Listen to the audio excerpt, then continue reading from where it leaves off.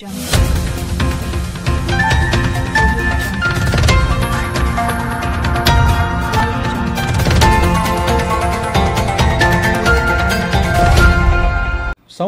ಪ್ರಜ್ವಲ ರೇವಣ್ಣ ಅವರಿಗೆ ಜೀವಾವಧಿ ಶಿಕ್ಷೆ ಪ್ರಕಟವಾದ ಹಿನ್ನೆಲೆಯಲ್ಲಿ ವಿಧಾನ ಪರಿಷತ್ತಿನ ಸದಸ್ಯ ಹಾಗೂ ಕರ್ನಾಟಕ ಸರ್ಕಾರದ ಮುಖ್ಯ ಸಚೇತಕ ಸಲೀಂ ಅಹಮದ್ ಪ್ರತಿಕ್ರಿಯೆ ಕೊಟ್ಟಿದ್ದು, ಕೋರ್ಟ್ ಕೊಟ್ಟಂತ ತೀರ್ಪಿಗೆ ಎಲ್ಲರೂ ತಲೆ ಬಾಗಲೇಬೇಕು ಎಂದರು. ಅದು ಯಾರೇ ಆಗಲಿ ತಪ್ಪು ಮಾಡಿದವರು ಶಿಕ್ಷೆ ಅನುಭವಿಸಬೇಕು. ಪ್ರಜ್ವಲ್ ರೇವಣ್ಣ ಪ್ರಕರಣ ಇದೊಂದು ಎಲ್ಲರಿಗೂ ಸಂದೇಶವಾಗಿದ್ದು, ಶ್ರೀಮಂತ ಮತ್ತು ಬಡವ ಯಾರೇ ಇರಲಿ ಅವರಿಗೂ ಎಲ್ಲವೂ ಸಂದೇಶ ಒಂದೇ ಆಗಿರಬೇಕು. ಆದ್ದರಿಂದ ಪ್ರಜ್ವಲ ರೇವಣ್ಣನ ಪ್ರಕರಣವನ್ನು ಚುನಾವಣಾ ದೃಷ್ಟಿಯಿಂದ ನಾವು ನೋಡಲ್ಲ. ಉಪ್ಪು ತಿಂದವನು ಯಾರೇ ಆಗಲಿ ನೀರು ಕುಡಿಯಲೇಬೇಕು. ಇವತ್ತಿಗೂ ಜನರಿಗೆ ಕೋರ್ಟ್ ಮೇಲೆ ವಿಶ್ವಾಸ ಇದೆ ಎಂಬುದಕ್ಕೆ ಪ್ರಜ್ವಲ ರೇವಣ್ಣ ಅವರಿಗೆ ಕೊಟ್ಟ ಕೋರ್ಟ್ ಶಿಕ್ಷೆಯೇ ಉದಾಹರಣೆ ಎಂದು ಸಲೀಂ ಅಹಮದ್ ಅಭಿಪ್ರಾಯಪಟ್ಟರು. Law will take its own course of action. ಒಂದು ಕೋರ್ಟಿನ ಏನು ತೀರ್ಪಿಗೆ ಎಲ್ಲರೂ ಬಾಗಬೇಕು. ಯಾರೋ ಅವರು ಮಂತ್ರಿ ಆಗಲಿ, ಶಾಸಕರಾಗಲಿ, ಚುನಾಯಿತ ಪ್ರತಿನಿಧಿ ಇರಲಿ, ಕಾನೂನು ಎಲ್ಲರಿಗೂ ಒಂದೇ. ಯಾರು ತಪ್ಪು ಮಾಡ್ತಾರೆ ಅವ್ರು ಶಿಕ್ಷೆ ಅನುಭವಿಸಲೇಬೇಕು. ಅದರಲ್ಲಿ ಯಾವ ಪಕ್ಷ ಭೇದ ಅಥವಾ ಕಾಂಗ್ರೆಸ್, BJP, ದಳ, ಕಮ್ಯುನಿಸ್ಟ್ ಅಂತಲ್ಲ. ಯಾರು ತಪ್ಪು ಮಾಡ್ತಾರೆ, ಯಾರು ಕಾನೂನು ವಿರುದ್ಧ ಹೋಗ್ತಾರೆ ಅವ್ರಿಗೆ ಶಿಕ್ಷೆ ಆಗತ್ತೆ. ಯಾರು ಕೂಡ ಅಷ್ಟೇ. ಇದೊಂದು ಸಂದೇಶ, ಎಲ್ಲರಿಗೂ ಒಂದು ಸಂದೇಶ.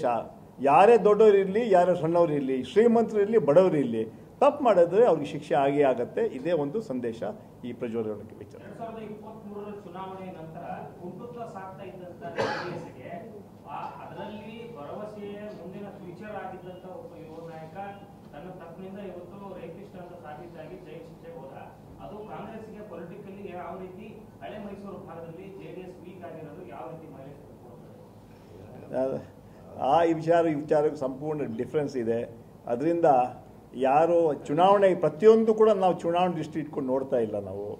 ನಾವು ತಪ್ಪು ಸರಿ ಬಗ್ಗೆ ನಾವು ಮಾತಾಡ್ತೀವಿ. ತಪ್ಪು ಮಾಡಿದ್ದಾರೆ, ಶಿಕ್ಷೆ ಕೊಟ್ಟಿದ್ದಾರೆ. ಅದೇ ಹೇಳಿ ಎಲ್ಲರಿಗೂ ಒಂದೇ, ಕಾನೂನು ಎಲ್ಲರಿಗೂ ಒಂದೇ. ಯಾರು ತಪ್ಪು ಮಾಡ್ತಾರೆ ಅದೇ ಹೇಳಿ, ಶ್ರೀಮಂತರು ಇರಲಿ, ಬಡವರು ಇರಲಿ, ರಾಜಕಾರಣಿಗಳಿರಲಿ, ಜನಸಾಮಾನ್ಯರು ಇರಲಿ, ಶಿಕ್ಷೆ ಯಾರು ತಪ್ಪು ಮಾಡ್ತಾರೆ ಅವ್ರಿಗೆ ಉಪ್ಪು ಕುಡಿದವನು ನೀರು ಕುಡಿಲೇಬೇಕು. ತಪ್ಪು ಮಾಡಿದವರು ಶಿಕ್ಷೆ ಆಗಲೇಬೇಕು. ಅದೇ ಅದೇ ಒಂದು ಕಾನೂನಿನ ನ್ಯಾಯ. ಪ್ರತಿಯೊಬ್ಬರಿಗೂ ನ್ಯಾಯದ ಇದೆ. ಕೊನೆಗೆ ಏನು ಹೇಳ್ತಾರೆ, ಯಾವ ಜಗಳಾದರೂ ಕೂಡ I will see you in the court of law ಅಂತ ಹೇಳ್ತಾರೆ. ಇವತ್ತು ಕೂಡ ಜನರಿಗೆ ಆ ಕೋರ್ಟ್ಗಳ ಮೇಲೆ ವಿಶ್ವಾಸ ಇದೆ.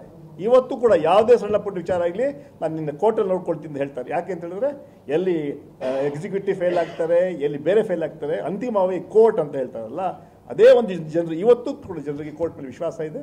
ಹಿನ್ನೆಲೆಯಲ್ಲಿ ನಾವೆಲ್ಲ ಕೋರ್ಟಿನ ಏನು ವಿಚಾರಗಳನ್ನು ಏನು ಹೇಳ್ತಾರೆ ಅದು ಒಂದು ಮುಂದೆ ಒಂದು ಜನರಿಗೆ ಒಂದು ಪಾಠ ಅಂತ ಹೇಳಂತಹ ಒಂದು ಸಂದೇಶ ಕೂಡ ನಾವು ಹೇಳಬೇಕಾಗ್ತದೆ ಅಷ್ಟೇ.